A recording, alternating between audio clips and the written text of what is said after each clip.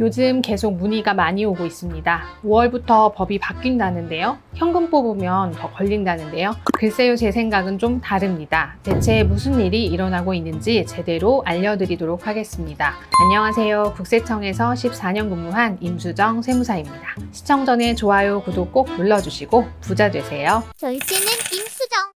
세무사님, 5월부터 법이 바뀌어서 현금 뽑을 때 큰일 난다. 지금 이걸로 전국이 막 들썩들썩 하거든요. 이게 무슨 법이 어떻게 바뀐 건가요? 네, 저도 최근에 이런 질문 많이 받았는데요. 처음에는 무슨 말인가 했어요. 현금 뽑으면 큰일 난다. 법이 바뀌어서 조사 강도가 엄청 세진다. 이런 말들이요.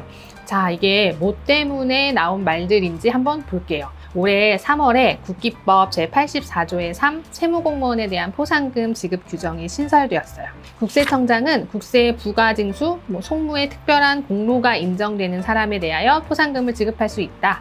그럼 어떤 기준으로 포상금을 지급할 거냐? 이건 시행령에 위임한다고 되어 있고, 시행령 개정안을 보면 지급 대상에 부가징수 및 승소 공로자라고 되어 있어요. 구체적으로 어떤 공로를 세우면 상금을 얼마나 준다는 건가요? 일단 부가징수 분야에는 은닉재산, 부당세액공제 확인 등을 통하여 국세 부가징수에 기여한 자, 승소 분야에서는 국세청 소송 업무를 수행해서 승소 판결에 기여한 자, 이렇게 되어 있어요. 이 규정을 보면 공무원 포상금은 주로 고액 체납자들 은닉재산을 찾아내서 세금 징수를 하는 그 체납팀하고, 소송 진행 중인 건에 대해 승소 판결을 이끌어낸 송무팀에 대한 내용으로 해석이 됩니다. 많은 분들이 조사 공무원이 인센티브를 받으려고 조사를 더 많이 할 거고, 조사 강도도 세질 거고, 무리하게 조사를 할 거다, 이렇게 생각하시는 것 같은데, 제 생각에 그건 아니라고 보여집니다.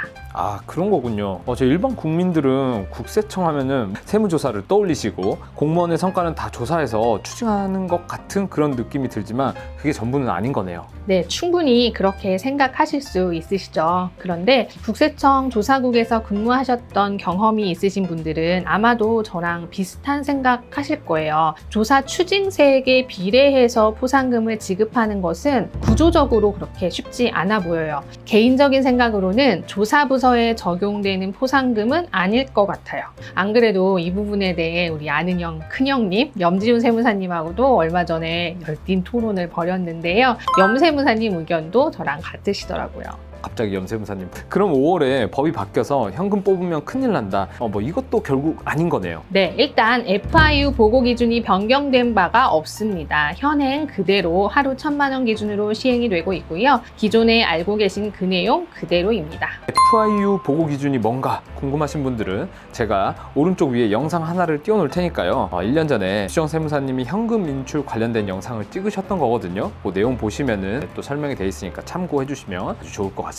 어쨌든 현금 보고 기준이 더 강화되거나 세무조사가 엄청 많아진다거나 그런 말들은 결국 근거 있는 소문은 아닌 걸로 판명이 됐습니다. 팩트 체크해 주셔서 감사합니다. 자, 그럼 또 질문을 드리고 싶은데요. 이것도 연장선에 있는 현금 뽑는 질문입니다. 왜냐면 이거 사람들이 사실 되게 많이 궁금해 하시거든요. 이런 경우가 있을 것 같아요. 부모님이 갑자기 돌아가셨어요. 근데 상속 준비가 하나도 안 됐어요. 그럼 많은 분들이 부모님 통장에 있는 현금을 좀 뽑고 싶다, 이런 생각을 하실 것 같거든요. 이런 경우는 이렇게 해도 될까요? 문 PD님 말씀대로 돌아가신 후에 장례비나 기타 비용으로 쓰시겠다고 돌아가신 분 통장에서 돈을 출금해도 되냐고 많이들 물어보세요. 원칙을 말씀드리면 사망 이후 돌아가신 분 통장에서 돈을 출금하시면 안 되고, 돌아가신 분 카드도 사용하시면 안 됩니다. 다만 실무적으로는 상속인 간 분쟁이 없는 경우에 모든 상속인들 동의하에 일부를 출금하는 건 크게 문제되지는 않아요. 사실 상속세 측면에서만 보면 돌아가신 날 이후에 돈을 얼마를 출금하든지 세금 계산에는 영향을 주지 않아요. 어차피 돌아가신 날 현재 금융재산 잔액이 상속재산이 되니까요. 간혹 사망신고일을 기준으로 상속재산이 달라진다고 생각하시는 분들도 계신데요. 사망신고일이 아닌 상속 개시일, 즉 돌아가신 날 기준으로 상속재산이 확정된다, 이렇게 생각하시면 됩니다. 다만 사망신고한 이후에는 피상속인 계좌에서 출금이 정지되고 당연히 카드도 정지되고요. 이후 상속인들이 상속 관련 서류를 다 제출을 하시고 상속인 계좌로 이체를 시키거나 명의 변경을 하게 됩니다. 이때 상속인 간 합의가 좀 지연되거나 하는 경우에는 경우에는 예금 인출까지 좀 상당한 기간이 소요될 수 있습니다. 결론적으로 사망일 이후 사망 신고 전까지 피상속인 카드를 쓰거나 계좌에서 돈을 출금하는 건 상속세에는 영향을 미치지 않지만 법적 분쟁의 대상이 될 수 있으니까 주의하셔야 합니다. 제가 이런 생각을 해서 조금은 그렇지만 부모님이 위독하셨을 때 그때 현금을 미리 뽑아서 상속인들이 가지면 안 될까 이런 생각이 좀 들었어요. 어떤가요? 돌아가시기 전에 함부로 현금 막 출금하시면 안 되세요. 상속계 시전 현금 인출 부분에 대한 영상은 전에 제가 추정상속재산 관련해서 설명드린 내용이 있는데 문PD님 이 영상도 지금 화면 위에 띄워주세요. 알겠습니다. 이 영상 제가 띄우도록 하겠습니다. 그때 자세히 설명해 주셨던 영상을 제가 이제 띄워놨는데요. 필요하시면 요거 참고하시면 좋을 것 같고요. 그럼 아버지가 돌아가시고 병원에서 장례 비용을 결제할 때 자녀 카드 대신에 아버지 카드를 쓰면 안 될까요? 방금 말씀드린 것처럼 원칙은 아버지가 돌아가셨기 때문에 아버지 카드는 이제 사용하시면 안 되시죠. 그런데 이제 제가 상속세 신고를 진행을 하다 보면 장례비를 돌아가신 분 카드로 사용한 분들이 종종 있으세요. 상속재산가액에서 차감되는 항목에는 공과금, 장례비, 채무가 해당이 되는데요. 고인의 카드 사용 금액이 여기 해당될 수 있어요. 이 카드 공제를 적용할 때 사망일 이후 사용한 내역은 공제 항목에서 제외해서 신고하면 문제가 되지는 않습니다. 장례 비용은 별도의 장례비 공제 항목으로 공제가 되니까요. 그러니까 굳이 돌아가신 분 카드로 결제한다고 뭐 상속세, 절세에 뭐 도움이 된다거나 그런 거는 전혀 없겠네요. 어차피 상속세에서 공제가 다 되는 거니까요. 네, 여기서 하나 헷갈리실 수 있어서 하나 말씀을 드리면 돌아가시기 전에 아버지 병원비 자녀 카드를 사용하지 않고 아버지 카드를 사용하는 게 상속세 측면에서 절세가 된다. 이런 얘기 많이들 들어보셨을 거예요. 그 부분은 맞는 얘기이고요. 돌아가신 후에 발생하는 장례비 등은 제외인 거죠. 상속 재산에서 차감한다는 건 상속세를 줄이는 거니까 상속인 입장에선 굉장히 중요할 것 같은데요. 아까 3개가 있다고 말씀을 해주셨어요. 공과금, 장례비, 채무 이 3가지를 좀 자세히 말씀해 주시면 좋을 것 같습니다. 네, 상속세를 계산할 때 상속재산가액에서 공과금, 장례비, 채무를 공제하는데요. 차례로 설명 한번 드려볼게요. 첫 번째 공과금이요. 상속이 개시된 경우 상속재산의 가액에서 차감하는 공과금은 상속 개시일 현재 피상속인이 납부할 의무가 있는 것으로서 상속인에게 승계된 조세, 공공요금 등을 말해요. 여기에는 보통 세금, 건보료, 카드값 이런 것들이 해당이 돼요. 예를 들어서 임대소득이 있으셨던 분이 5월 30일 날 돌아가셨어요. 그럼 그해 1월 1일부터 5월 30일까지가 한 과세 기간이 돼요. 그래서 부가가치세랑 종합소득세 신고를 해야 하고 그 세금은 상속인이 납부를 하게 되죠. 그 금액은 상속세 계산할 때는 공과금 공제로 차감을 합니다. 매월 고지되는 건보료도 있어요. 5월 귀속분을 보통 6월에 납부를 하니까 그 금액은 상속인이 납부를 하게 되겠죠. 카드 대금도 마찬가지예요. 5월에 사용한 신용카드가 다음 달에 결제가 되니까 그 금액도 공제 대상이 됩니다. 사망일까지 발생한 금액이 사망일 이후에 결제되는 부분이 공제 항목이다. 이렇게 생각하시면 편하실 것 같아요. 앞에서 말씀드린 피상속인 카드로 결제한 장례 비용은 사망일까지 발생한 금액이 아니니까, 다시 말해 피상속인이 사용한 금액이 아니니까 공과금 공제에서는 제외가 되는 거고요. 설명해 주신 부분에서 이 임대소득이 없는 분은 많겠지만 카드는 다들 사용하실 테니까 이거는 꼭 기억하셨다가 적용하시면 너무 좋을 것 같습니다. 그쵸, 꼭 챙기셔야죠. 다음에는 장례비예요. 장례비 공제는 피상속인의 사망일부터 장례일까지 장례에 직접 소요된 금액을 말합니다. 이때 장례비용은 일반 장례비랑 봉안시설의 사용에 소요된 금액으로 구분을 하는데요. 일반 장례비용은 1,000만 원을 한도로 해요. 증빙서류가 없거나 500만 원 미만인 경우에는 500만 원을 공제하고, 지출 증빙이 있는 경우로서 1,000만 원을 초과하면 1,000만 원을 한도로 공제를 합니다. 근데 사실 대부분 1,000만 원 좀 넘게 사용하시거든요. 증빙서류 열심히 다 모아왔는데 1,000만 원만 공제되면 속상하니까 처음에 안내는 해드려요. 병원에서 사용하신 금액 자체가 1,000만 원이 넘어가면 그 서류만 주셔도 된다고요. 이미 1,000만 원 초과했는데도 이제 추가 증빙 찾느라고 고생하시는 분도 계셔서요. 근데 개인적으로는 장례비 공제 금액도 한도를 좀 올리는 게 맞지 않나, 이런 생각을 해봅니다. 일단 지금은 1,000만 원이니까 그 숫자는 꼭 기억을 해야겠습니다. 이 일반 장례비와는 별도로 봉안시설 또는 자연장지의 사용에 소요되는 금액에 대해서는 500만 원을 한도로 추가 공제가 되니까 총 1,500만 원까지 가능합니다. 가끔 사십구제 비용도 장례비 공제해달라고 가지고 오시는데 이 금액은 장례비 공제 항목에는 해당하지 않습니다. 공과금 장례비는 딱 정해진 부분인 것 같아서 이건 뭐 놓치지 않고 체크만 잘하면 될 것 같은데요. 제가 들었던 것 중에서 조금 아리송하다 싶은 게 이 채무였거든요. 채무는 일단 범위가 되게 넓잖아요. 가족 간 차용도 이게 채무가 될 것 같기도 하고요. 어떤가요? 네, 맞아요. 채무공제액은 상대적으로 공제 금액도 크기 때문에 채무로 인정이 되느냐 여부가 상속세에 큰 영향을 미칩니다. 일단 상속 재산에서 공제 가능한 채무는 그 명칭 여하에 불구하고 상속 개시 당시 피상속인이 부담하여야 할 확정된 채무를 말합니다. 가장 흔하게 발생하는 채무는 금융기관 채무랑 보증금 채무죠. 금융기관 채무는 금융기관에서 상속 개시일 당시 부채증명서를 발급받으면 확인이 되실 거고, 부동산 임대하다가 돌아가셨으면 임차인에게 돌려줄 보증금은 채무가 되니까 임대차 계약서로 확인이 가능하시겠죠. 보통 이런 경우는 객관적으로 사실 확인이 어렵지 않기 때문에 크게 이슈가 될 일이 별로 없어요. 그런데 실제 이런 경우도 있었어요. 피상속인이 금융기관에서 상속인 명의로 대출을 받아서 실제 본인이 사용을 다 하셨어요. 이럴 때 부채증명서에는 채무자가 상속인 이름으로 되어 있겠죠. 이런 경우에 피상속인의 채무로 인정을 받을 수 있을까요? 돼야 될 것 같은데 안 될 것 같기도 하고 이거 좀 헷갈립니다. 어떻게 되나요? 이 부분은 입증을 어떻게 하느냐에 따라 달라집니다. 서류상 채무자 자체가 상속인으로 되어 있잖아요. 이게 피상속인의 채무라는 걸 100% 납세자가 객관적으로 입증을 해야겠죠. 제 고객님 같은 경우는 설명을 들어보니까 이게 입증이 가능할 것 같더라고요. 그래서 전체 금융거래 내역을 받아서 분석을 했더니 실제 대출금의 사용처가 확인이 되었고, 이자도 피상속인이 매월 상환한 내역이 있어서 해당 내용을 근거로 실채무자가 피상속인임을 밝혀서 채무로 공제를 받았습니다. 이 경우에는 참 다행인 케이스였죠. 세법은 실질과세가 원칙이고 실질이 명확하게 확인이 되면 인정이 가능하거든요. 다만 이렇게 명의랑 실질이 다른 경우에는 명백하게 입증이 안 되면 인정받기가 쉽지는 않으니까 모든 거래를 할 때는 명의랑 실질이 같게 하시는 편이 좋겠죠. 억울한 일도 생기지 않고요.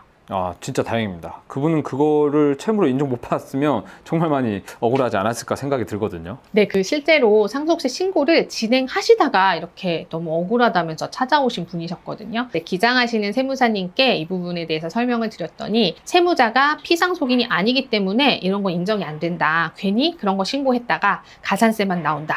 그래서 포기하고 있다가 그래도 너무 억울해서 한번 오셨다고 하셨어요. 근데 뭔가 그렇게 억울하다는 건 다 이유가 있으니까 억울한 거고, 그 이유에 대해 분석을 해보면 가끔 이제 해결책이 보이기도 하더라고요.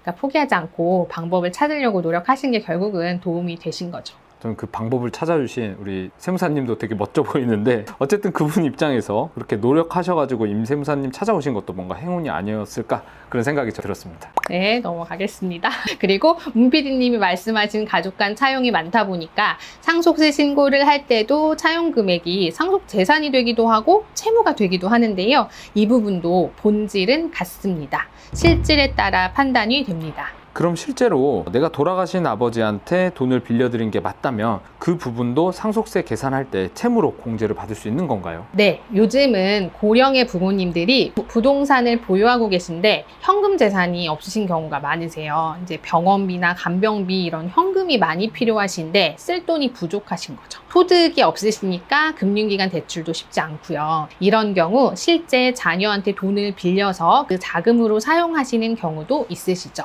실제 채무가 맞고 금융거래 내역으로 이체한 내역과 실제 아버지가 그 돈을 사용한 사실을 객관적으로 입증할 수 있다면 그것도 채무로 공제할 수 있다고 판단됩니다. 가족 간의 거래라도 실제 차용이 맞고 그걸 입증할 수 있으면 가능하다, 이렇게 이해하면 되겠네요. 그럼 세무사님, 이 경우랑 반대로 돌아가신 아버지한테 제가 돈을 빌렸어요. 그럼 2억을 빌려서 매월 원금을 상환하고 있다가 다 못 갚았는데 그 도중에 아버지가 이제 돌아가신 거죠. 그럼 이건 상속세 신고할 때 어떻게 처리가 되는 건가요? 그럼 상속 재산으로 신고를 하시면 되세요. 2억 원 빌려서 5천만 원을 갚았다면 1억 5천만 원이 채권으로 상속 재산에 가산이 됩니다. 그런데 그런데 이 경우에 차용증만 쓰시고 2억 원을 빌려왔지만 원금이랑 이자 상환이 전혀 없었다면 채권이 아니라 사전 증여로 볼 개연성이 높아지시겠죠. 채권이든 사전 증여든 2억 원이 상속세 과세가액에 들어가는 건 똑같아요. 그런데 여기서의 차이는 사전 증여로 판단이 되면 증여세 신고 기한이 지났기 때문에 증여세가 고지되면 가산세가 발생이 되니까 그 차이만큼 부담세액이 늘어난다고 보시면 됩니다.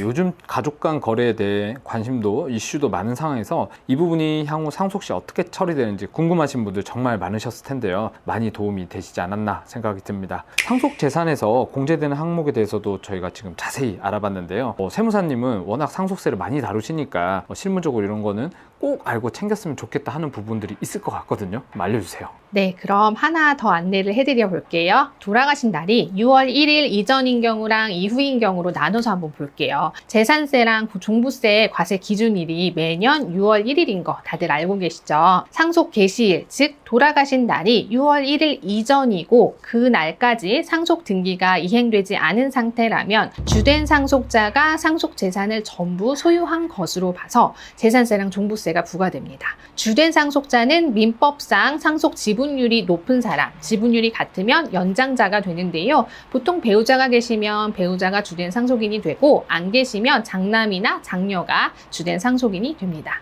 예를 들어서 4월에 상속이 개시됐고 상속 재산 중 공시지가가 한 15억 원 정도 되는 나대지를 보유하고 있었고 상속인은 삼형제라고 한다면 아무런 신고가 없는 상태에서는 장남이 15억 원의 토지를 전부 상속받은 걸로 봐서 종부세가 부과됩니다. 보통 상속이 일어나면 협의 분할을 하고 상속 등기하는 데까지는 일정한 시간이 좀 소요가 돼요. 만약 4월에 상속이 발생했다면 실무적으로 6월 1일 전에 상속 등기까지 마치는 경우가 많지는 않아요. 이때 6월 15일까지 시군구청에 사실상 소유자 신고를 삼형제가 각각 3분의 1씩 한다면 신고된 지분에 따라 과세를 해요. 그럼 토지에 대해서 종부세가 인별로 5억 원씩 공제가 되니까 종부세가 안 나오겠죠. 공동 소유로 과세되는 편이 세부담 측면에서 유리합니다. 실무를 진행하다 보면 이 부분은 사실 좀 놓치기가 쉬워요. 상속이라는 게 사실 일반적으로 일어나는 일이 아니잖아요. 일생에 한두 번 일어나는 이벤트고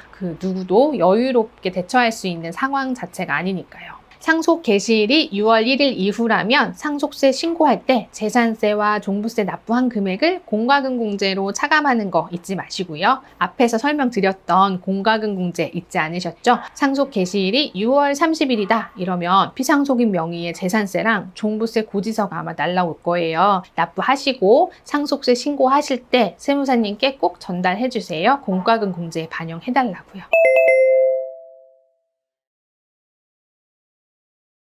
절제는 임수정. 자, 오늘은 세무사님과 5월에 개편된다는 현금 인출에 대한 진실 그리고 관련된 상속을 알아봤는데요. 정말 많은 분들이 도움 많이 받았을 것 같습니다. 세무사님 오늘 정리 부탁드립니다. 상속 재산에서 차감되는 공과금과 채무는 상속 개시일 현재 피상속인이 납부할 의무가 있는 것으로서 상속인에게 승계된 금액을 말해요. 피상속인의 세금, 건보료, 카드 대금, 실제 채무 꼼꼼히 챙기셔서 꼭 공제 받으시고요. 채무가 있다면 상속 재산 협의 분할할 때 채무도 상속인이 누가 어떤 비율로 부담할지 명확히 기재하시는 편이 좋습니다. 배우자 공제 금액 계산할 때 실제 채무를 누가 부담하느냐에 따라 공제 금액이 다르게 계산될 수 있기 때문인데요. 이 부분은 좀 어려우실 수 있으시니까 신고 진행하실 때 세무사님과 꼭 의논하셔서 처리하시길 바랍니다. 마지막으로 상속 개시일이 6월 1일 이전이라면 사실상 소유자 신고를 하는 게 유리할지 그 부분도 꼭 체크해 보시기 바랍니다. 지금까지 임수정 세무사였습니다.